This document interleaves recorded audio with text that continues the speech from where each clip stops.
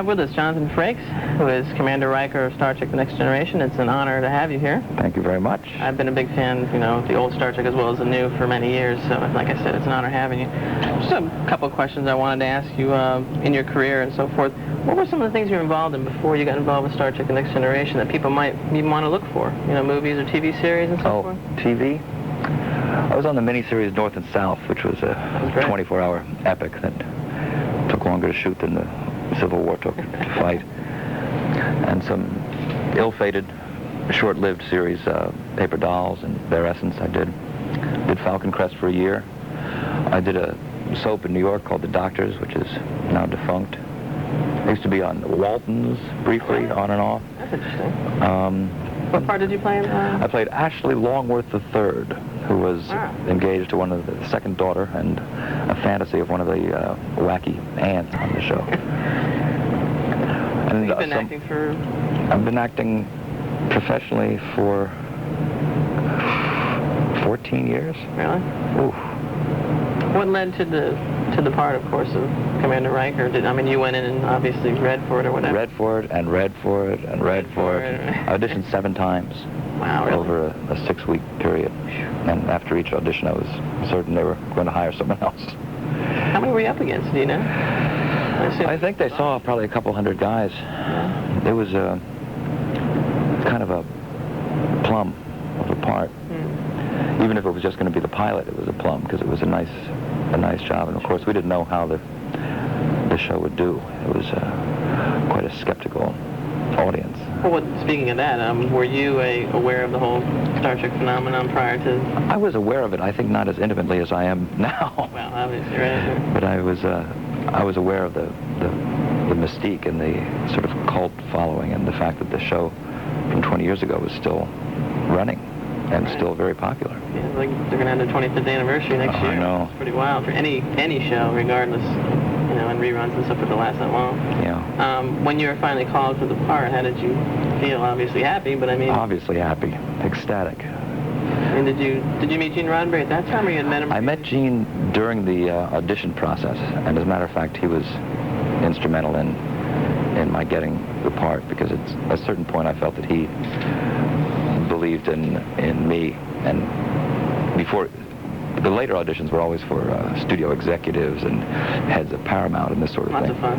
And before each of those final few auditions, Roddenberry would take his great wing in his office, and he'd tell me what he wanted from Riker, how we should do the audition, and then we would stroll from his office over to the executive suites and do the audition over there. So I got the feeling from him. He was very, very paternal and helpful and thoughtful, and I really felt that he was pulling for me as much as I was in the last few. So it was, he was a treat. Oh, was it ever? Was it ever? Now, when the series actually started, what is your working relationship with everybody else as then as compared to now? We all still go out to eat together. Do you? Yeah, I understand it's not that way on some shows, but we all get along famously, and I hope it stays that way. I heard, I guess, through some of the articles I've read, that you're sort of the practical joker here and there. I don't know where that got started. Or is that just a reputation? It's a pretty silly group all the way around, I must say. Well, I think actually that's good, I think, because when you're close in there with all those people, you gotta spend, let loose a little. 13, 14 hours a day with these people. You better have a few laughs.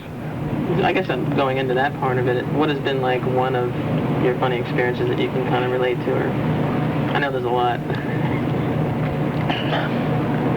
No question, right? Yeah. Well, let's move on to another.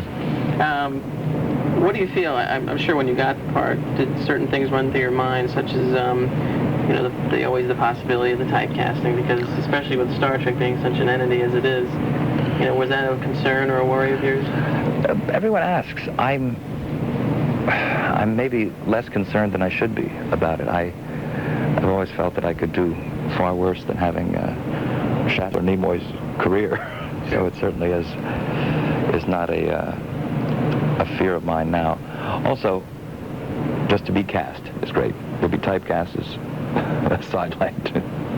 Well, some of the older cast from the original have even said, I said, well, yes, there's a certain amount of typecasting, but hey, I'm recognized on a show that's going to go down in history, period. Yeah.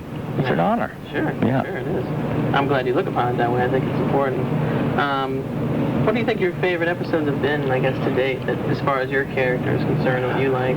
I love the show with that Riker went to Klingon ship. Oh, yeah, that's good. Matter of Honor. And I was a big fan of this show, the Sherlock Holmes, Data as Holmes. And I have a new affinity for Offspring, which I directed, which I'm very fond of. That's right, I forgot about that. How was that? Wonderful.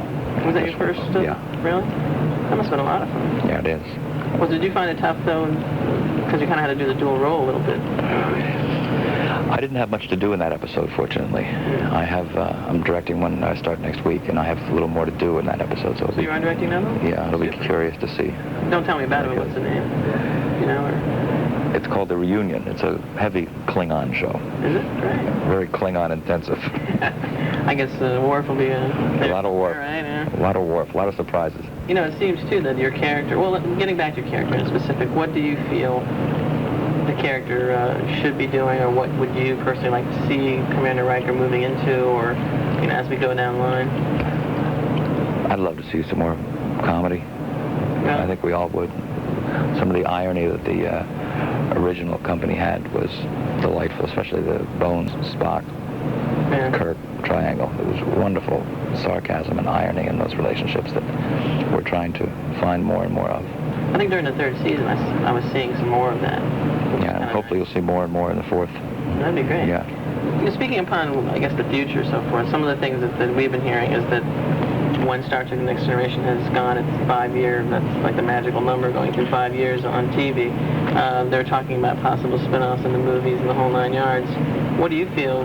Would you enjoy a possibility of stepping... I'm with them as long as they'll have me. Great. So it'll go right into the movies. I think it'd be exciting. If that happens, yeah.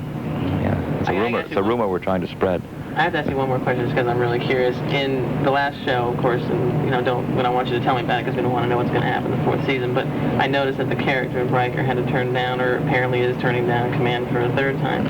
Does that kind of put their character in an embarrassing situation? Exactly. I had that very conversation with the writers. I said, how many times are you going to offer me a promotion that I'm going to turn down? It doesn't certainly look very good. I said, I know I don't want to take the promotion because I won't have a job on this show anymore. Right. I think we're going to put that pox on that.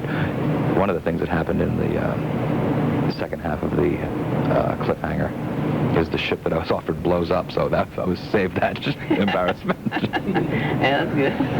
That was one way out of it. Yeah. Well, that's great. I really appreciate you being with us. Thank you.